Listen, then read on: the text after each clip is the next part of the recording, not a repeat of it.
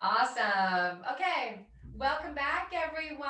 I'm Adrienne, your host of the Soul Hustle Summit series, and I have a special guest, Bryn Brown, who is a slayer out there in the trenches, coaching, and again, like her focus is sales, selling without being salesy. So I'm super excited to introduce Bryn Brown to the stage, and Bryn, let's kick it off with how you kind of got into coaching. How did you get your start?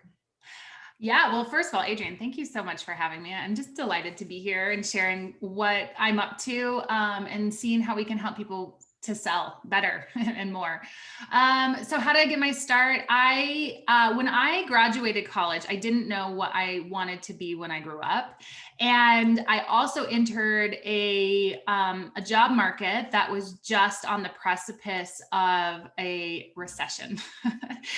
And so I had come into the job market. I needed to find work, and the only job I could find was sales. That was the only thing that was hiring. Everyone needed to make money, and they were hiring salespeople. And I had moved to LA at the time. And Adrienne, I applied to, I think, 41 or 42 jobs over the course of 2 months. And the only job I got offered was for sales. Didn't want to do it.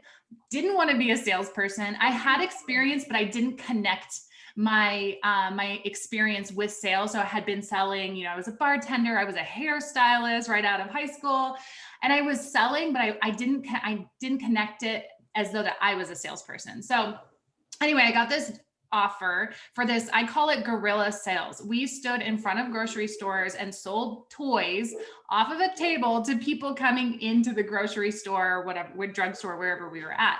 So I got this like crash course in sales right out of college, which was so instrumental, and then led me on this path to a corporate sales career in a more traditional capacity. And then eventually I was doing nonprofit fundraising, handling multiple millions of dollars. For my accounts on the low end were about $250,000. And then on the high end, about 10 million. Crazy. It's so true that the battle number one is getting people past what does it mean to do sales, and we do it all the time. Yeah. We sell everyone on everything. We have to sell ourselves. But I think until you've had that in the trenches, maybe like retail, I think is the best training ground for Yeah. anyone in the sales game, because it is the one call close. Like, it's like you get them now while they're hot. It's an emotional purchase. So I think but it's also addictive. Once you get the hang of it, it definitely becomes like part of who you are. It's just about getting past the discomfort of it. So Yeah. go ahead. How did you get And into coaching? well, I think a lot of people who end up selling, I mean, you're right, we're selling all the time, right? I sell the idea of bath time or bedtime to my toddler. You know what I mean? It's like I'm pitching all day long. We all are. Choice clothes. Yeah, exactly, exactly. With this one or this one, which shoes do you want to put on, right? So we are selling ideas and our beliefs and our opinions all the time. I think what people overlook often is that, a lot of the best salespeople are helpers by nature, right? And we just want to help people. And that actually works to your advantage, because most of the time the helpers are the ones that are saying, yeah, I'm really good at helping, but I'm not a salesperson. And I'm like, but actually you're the best. You're the best kind of salesperson once you just have a little bit of direction and structure. Structure. Honestly, at Yeah. the end of the day, that's the key. There was something that I was thinking about the other day to do with structure, and is it okay? I remember this one because the conversation came up on Clubhouse the other day about, do you stick to a program when you're making an offer, or when you have a product, okay? And do you stick to program, or how do you feel more about like a consultative approach to working with someone where you craft their their program in a more consultative way? And can you still apply the same process in the closing process? Yeah, that's a really good question. I don't think I've ever been asked that before. And I do both, and I teach both to my clients, right? Because having your programs and your packages already set in your mind gives you a little bit of a foundation and a little bit of a framework from which to work. without that, what I find is that it gets hard in the moment to come up with something and to price it appropriately, where you're not discounting, you're not leaving things out. So it just sort of gives you a launching point. Because anytime we're in sales, we need to, and my philosophy is service over sales. And I know that's yours too, right? Right. So in service to the client, what's going to be the best thing for them? And if something doesn't fit, it's our responsibility as the expert and as the guide to create something that is going to be the best fit for them and in greatest service to them. So if that is an existing program or package that, or something that you're selling that you already have in place, that's fantastic. We want to pitch that. And if it's not, I'm fully transparent, and I'll say, this is typically how people go through my program. I don't think that's right for you. And here's why. So let's come up with something that works. And here's what I think, here's my suggestion. And it becomes more consultative and more of a collaboration. And that also leaves the potential client, or hopefully your new client, feeling like they're in really good hands, that you're not just selling them for the sake of selling, but you're really truly there to help. Yeah, because everyone's an individual. I mean, not everyone fits into one cookie cutter mold. And that's one of the things I'm seeing out there right now in the industry so much, is it's like, it's a cookie cutter approach. And I think sales needs to come from the heart. So when you're crafting your sales process, it has to be authentic to who you are and the way you communicate, and authentic to how you're going to resonate with your potential clients, your prospects, So, yeah, there's a lot of sales training out there, and it is very cookie cutter, and it's like, do it this way. And that's certainly how I learned, follow the script and it's going to work. And it does to an extent, but if you don't bring in that element, and I know that's what this is all about. I mean, having a soul when you show up as a salesperson, and the people listening are really going to resonate with that, because you can, again, it's the idea of a framework, but then customizing it for who you are and how you show up in the world, and for your clients and how they show up in the world, and really making it work for both of you. Have you found in your career that as you entry level, when you first started out, you entry leveled clients in based on where you were at, and then as, again, like back to customizing, as your clients level up, you level up with them, and offer them a different program that takes them to the next level and you to the next level. Like, Totally. You're laughing, right? Yeah, totally. And for a lot of entrepreneurs, I don't know where this fear comes from of like, yeah, but this is my program, and like, what do I do now? And it's like, well, change your program. You're the boss, Grow. Your business. You get to say what you're offering. And if it's not fitting your people, we got to customize that. We've got to change it. I think there's a little bit of fear in that changing and shifting. Now, I work with people who in particular are in these early stages, and that I say like first 5 years, or first 100 clients, or first 100K, right? So they're in that earlier stage, and there is a lot of like, but I need to have this set so that I can sell. And it's sort of like, but you have so much to learn.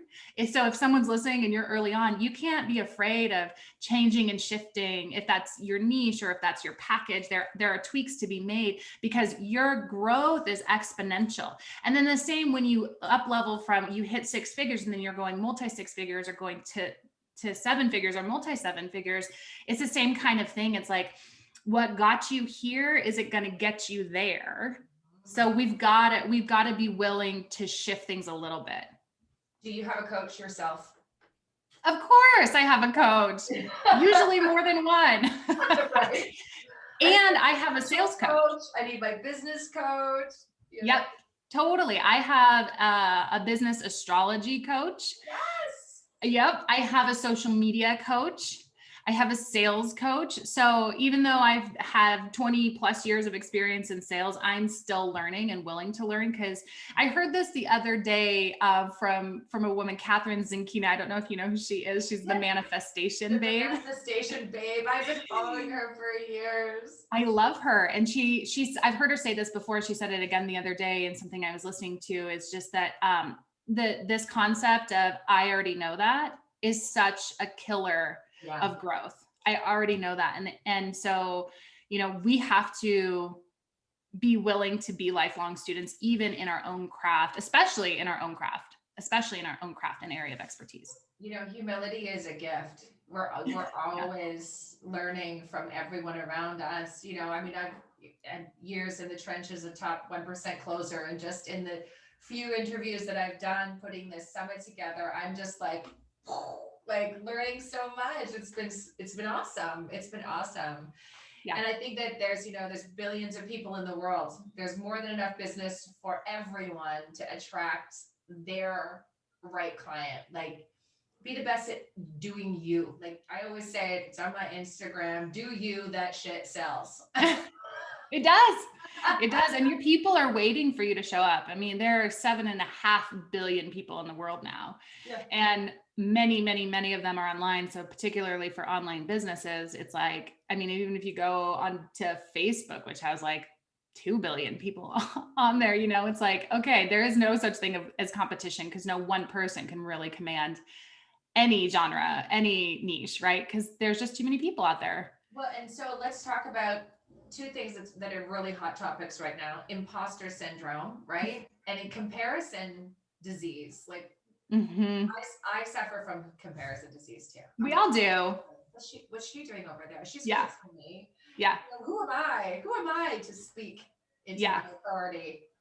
Yeah. Well, let's normalize that for a second, because we're all experiencing it, and it's biological, right? So we're community beings, we're community creatures, and it is biologically speaking and evolutionarily speaking essential that we fit in, right? That we're not ostracized, because that back in the day, meant death. You can't be outside the community, you must be inside the community. So there is biologically, our brain is designed to look at other people to make sure that we're fitting in, and to sort of look for that approval. So if anyone's totally feeling major imposter syndrome or playing the comparison game, every day, it's like, okay, first and foremost, you're not alone. We're doing it too. Adrienne's here doing it. I'm here, showing up in it. And there's some ways to play with it too.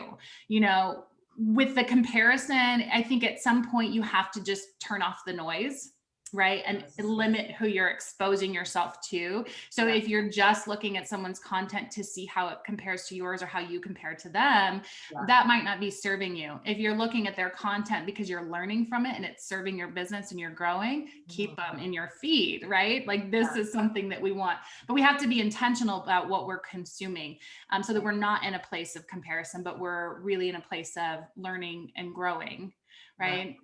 And then imposter syndrome, it's a tricky thing. And what I say often, and anyone who's worked with me has heard this a million times, confidence is a result of action, not a prerequisite. Right. I'll say it one more time. Confidence is a result of action, not a prerequisite. I heard that years and years ago from Christine Hassler, who's an amazing life coach. And it just resonated so deeply, because oftentimes we are in this place of imposter syndrome. Well, who am I? And everyone else is doing this. And it's like, yes. And if you just get started, if you just serve one person, the confidence that you gain will help you to push through that imposter syndrome that is just coming up to try and keep you safe. Let's be honest. Totally. It's the ego rearing its head. One of the most valuable things I learned from my coach recently is just stay in the step you're in. Because I think what happens is we compare ourselves to people who are 2, 3, 5 years ahead of where we're going. And they just took 2, 3, 5 years of action that we haven't taken yet. So just stay in the step that you're in when you're starting out in particular. I mean, I can speak to myself, in that regard. It's just like, okay, so this is where I'm at. We're doing this awesome summit. I'm learning a ton. Do I have like massive expectations of being Catherine Zeneca and having like billions of followers at this point? I can sit there and go, I could just stay focused, keep moving forward. Totally. There's a reason they say it takes 10 years to create an overnight success. Yes. Right. And everybody sees success. Yeah. Totally. Yeah, but I'm with you. I'm like the overachiever type. And I bet a lot of people listening are the overachiever perfectionist types. And it's like, we live in that place of like, it could, I could only be better if I was doing X, Y, Z. And it's a tricky place to be, because we want to keep our eyes on the prize and sort of have those goals. Yeah. We also have to know, and it's so right. Like you have to be where you are. Yeah. Do that well. Yeah. Yeah. Put that in place. And then we layer. Yeah. And I think, this is why the sales conversation gets glossed over, because it, for most people, is the least sexy part, Actually, it's not true. Like, I feel like we really need to reframe that. Because we see people doing sexy digital marketing and we think, oh, clients are just magically opting in.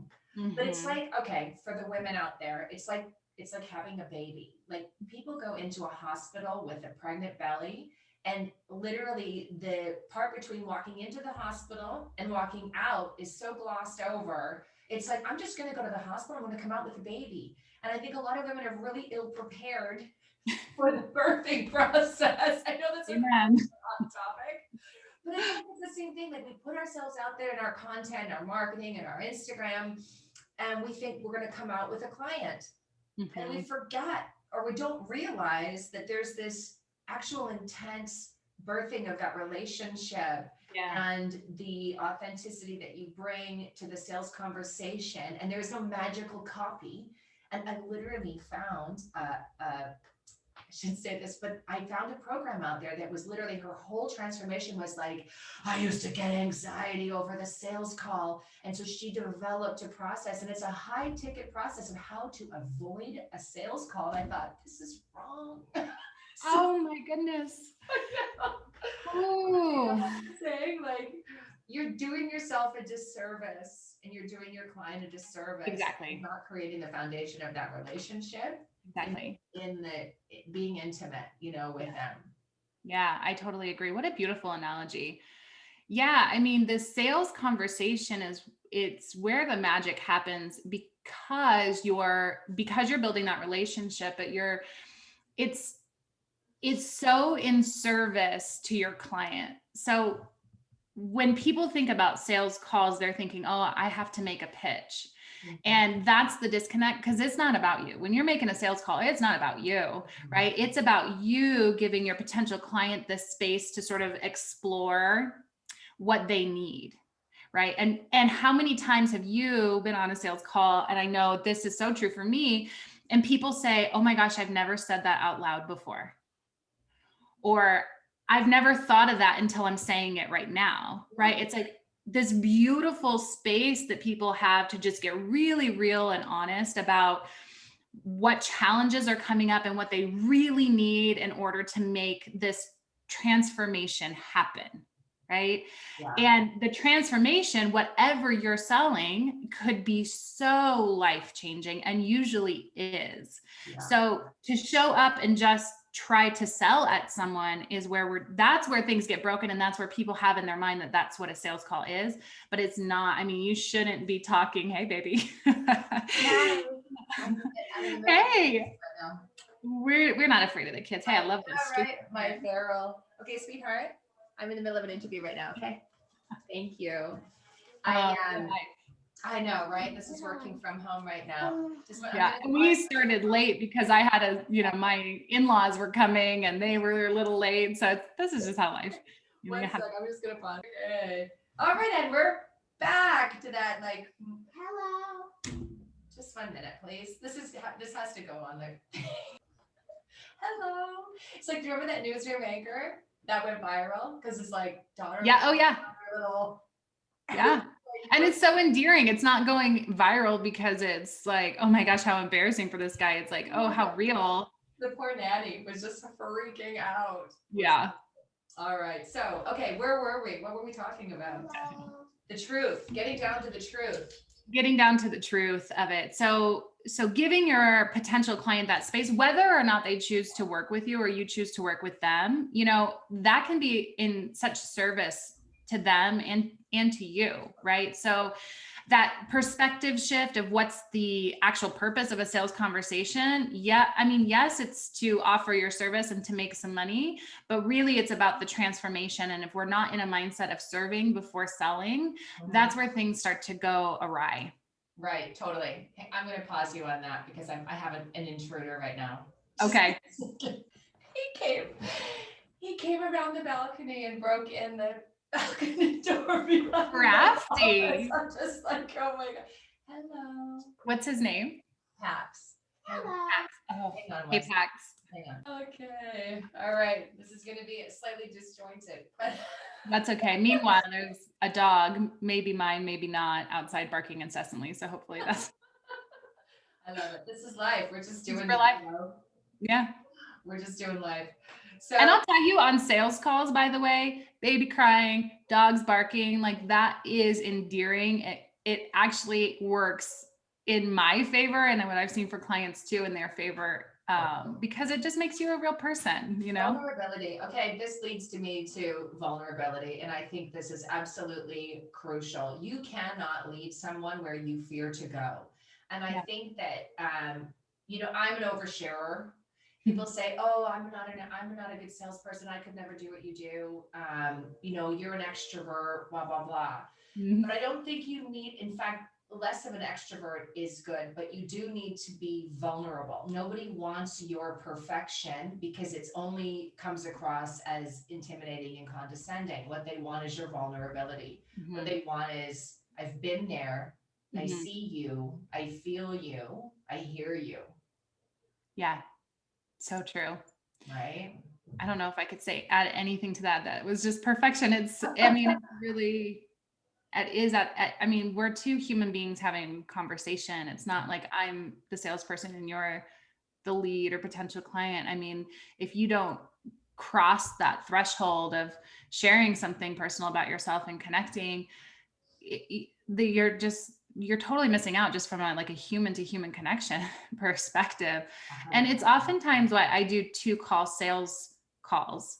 And I know you're a one call closer, and that's great. And a lot of times, it's just my personal style because I'm an introvert that I like to have a little bit of time to just build a relationship, no pressure, to have a short call to get to know someone and say, okay, I'm vibing. Like I think we're vibing. Like, would you want to have a sales call? Would you want to even go there? Or I think we should go there because I think it's a good match here.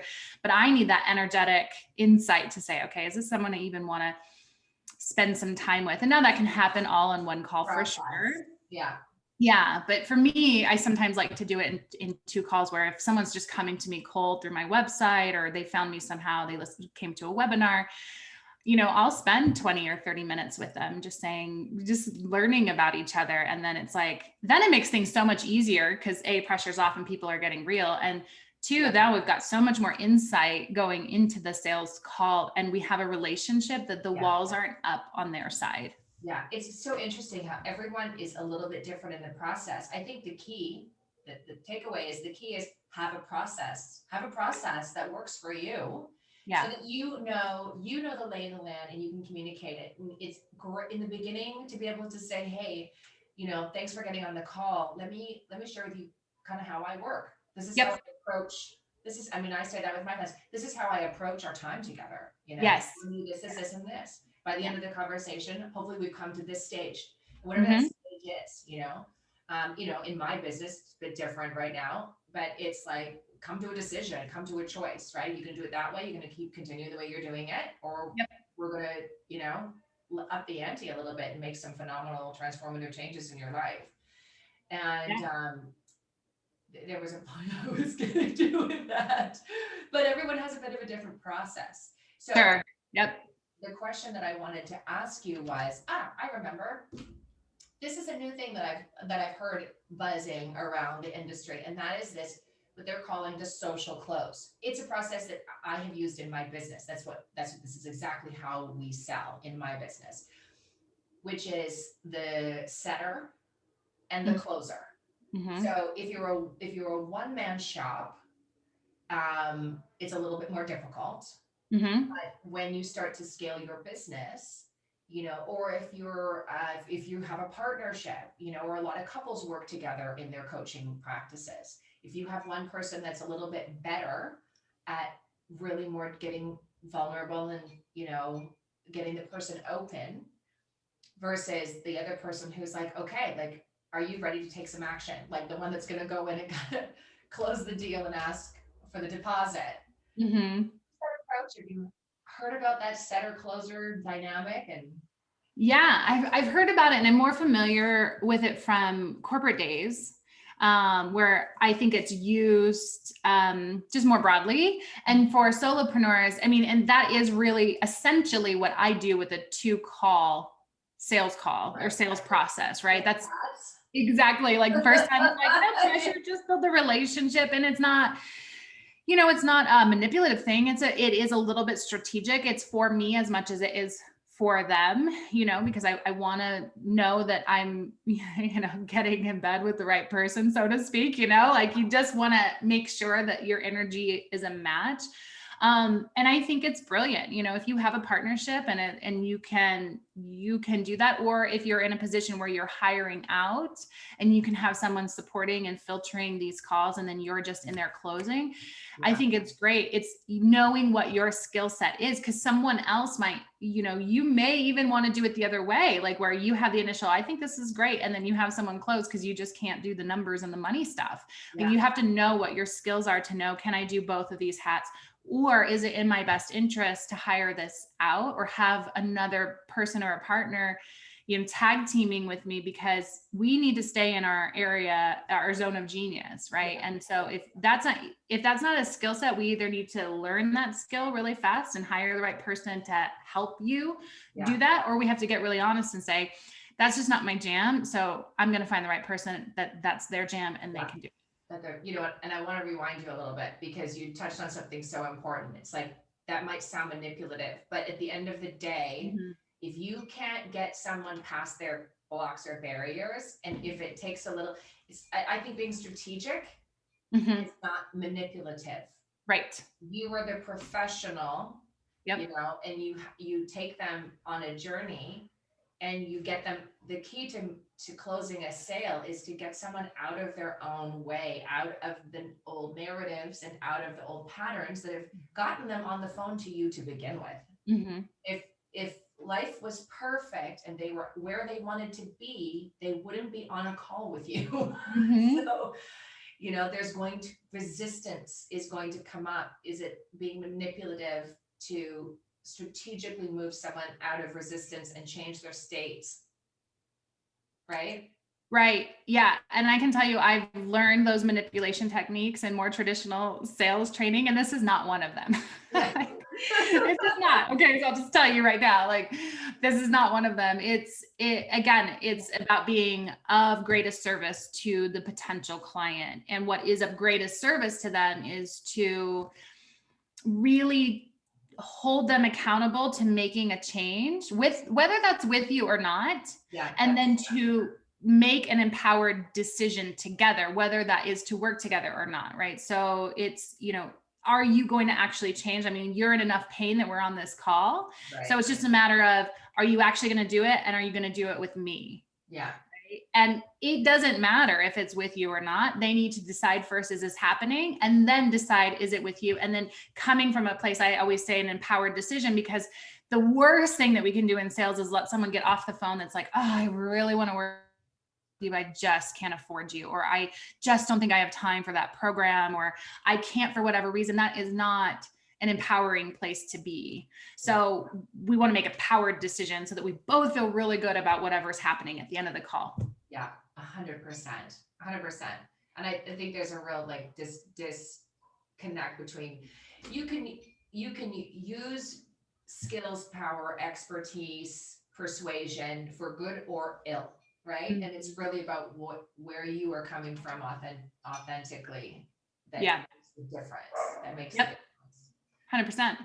So, you have a special gift for our viewers, watchers. I do. Why don't you share a little bit about what you are going to present for these guys if they feel like they are resonating with your style and would like to test out your coaching program? Yeah. Okay. Yeah. So I'm offering an online course. It's called Stress-Free Sales. I have never given this away before. Adrienne, I don't know how you talked me into it, but I'm doing it. Usually, she's good at selling, you guys.